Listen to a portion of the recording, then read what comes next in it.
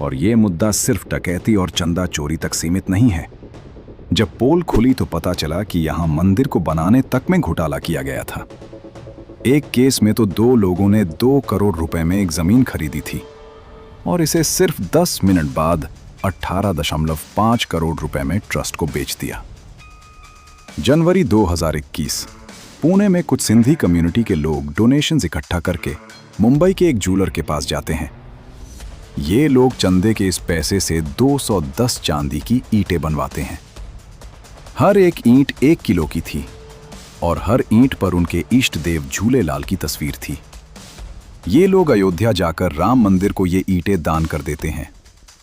कुल मिलाकर इन ईंटों को बनवाने में लगभग 1 करोड़ रुपए लगे थे। ये ईंटें राम मंदिर को चलाने वाले ट्रस्ट के जनरल सेक्रेटरी चंपत राय के हाथों में सौंपी जाती हैं, लेकिन उस वक्त इनको इस डोनेशन की कोई रसीद नहीं मिलती।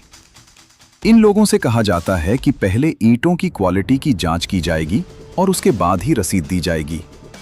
इन्हें लगा ठीक है, कोई प्रॉब्लम नहीं, थोड़ा इंतजार कर लेते हैं।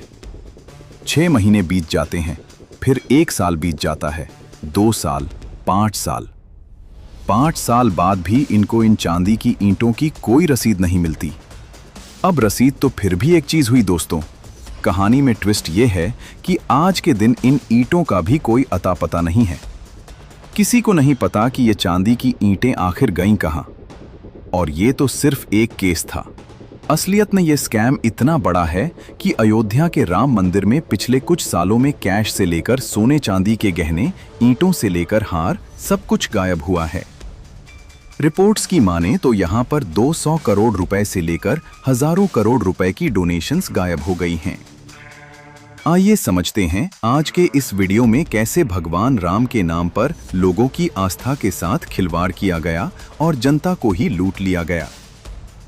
इस पूरे मामले को समझने से पहले हमें जानना होगा कि जब भी कोई राम मंदिर में डोनेशन करता है तो वो डोनेशन एक्चुअली में जाती कहां पर है। आमतौर पर जब लोग पैसे को मंदिर में चढ़ाते हैं तो कैश को डोनेशन बॉक्स में डाला जाता है। पूरे मंदिर में जगह जगह पर ऐसे 35 डोनेशन बॉक्सेस लगे हुए हैं। जब ये डोनेशन बॉक्सेस भर जाते हैं तो इनका पैसा लोहे के बक्सों में डाला जाता है और इन बक्सों पर ताला लगाकर इन्हें कार्ड्स में भरकर 200 मीटर दूर पिलग्रिम फैसिलिटेशन सेंटर पर लाया जाता है। इसी सेंटर की बेसमेंट में एक काउंटिंग रूम है जहां पर इन पैसों को वापस निकालकर इनकी काउंटिंग करी जाती है। दोस्तों, यह चंदा चोरी सिर्फ एक प्रशासनिक भूल नहीं थी, बल्कि एक सोची समझी डकैती थी। इन्नू यादव और उसके गिरोह ने कैसे नोटों की गड्डियों के साथ हेरफेर की, यह आज पूरी तरह से बेनकाब हो चुका है।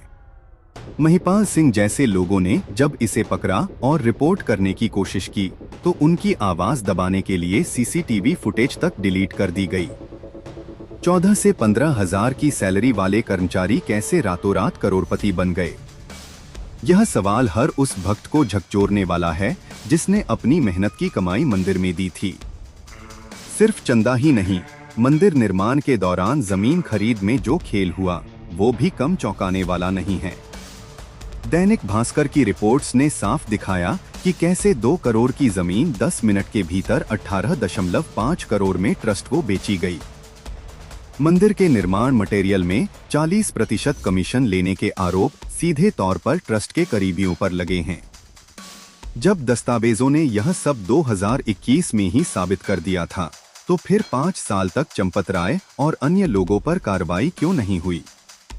यह चुप्पी ही सबसे बड़ा सबूत है कि ऊपर से नीचे तक सब कुछ साठ-गांठ का हिस्सा था। अंत में सवाल यह उठता है कि क्या ये एसआईटी जांच उन असली गुनहगारों तक पहुंचेगी या फिर हमेशा की तरह सिर्फ छोटे प्यादों को सजा देकर मामले को रफा-दफा कर दिया जाएगा? अरविंद केजरीवाल ने पीएमओ की भूमिका पर सवाल उठाए, लेकिन जवाब ने सिर्फ धृतराष्ट्र वाली चुप्पी ही मिली। दोस्तों, मेरा मकसद आपकी आस्था को ठेस पहुंचाना नहीं, बल्कि उसे बचाना है। भगवान राम किसी मंदिर की दीवार या किसी ट्रस्ट की तिजोरी के मोहताज नहीं हैं। मेरा सुझाव है कि अगली बार किसी भी मंदिर में दान देने से पहले यह सोचे कि आपका पैसा वाकई भगवान के काम आ रहा है या किसी की जेब भर रहा है। अगर दान ही करना है तो किसी गरीब बच्चे की पढ़ाई या किसी जरूरतमंद की मदद के लिए करें। राम तो हर उस इंसान के मन में है जो मानवता के साथ खड़ा है। जो जय श्री राम के नाम पर लूट रहे हैं, उनके मन में राम नहीं, रावण का लालच है। इसे पहचानना ही हमारी सबसे बड़ी परीक्षा है। बहुत बहुत धन्यवाद।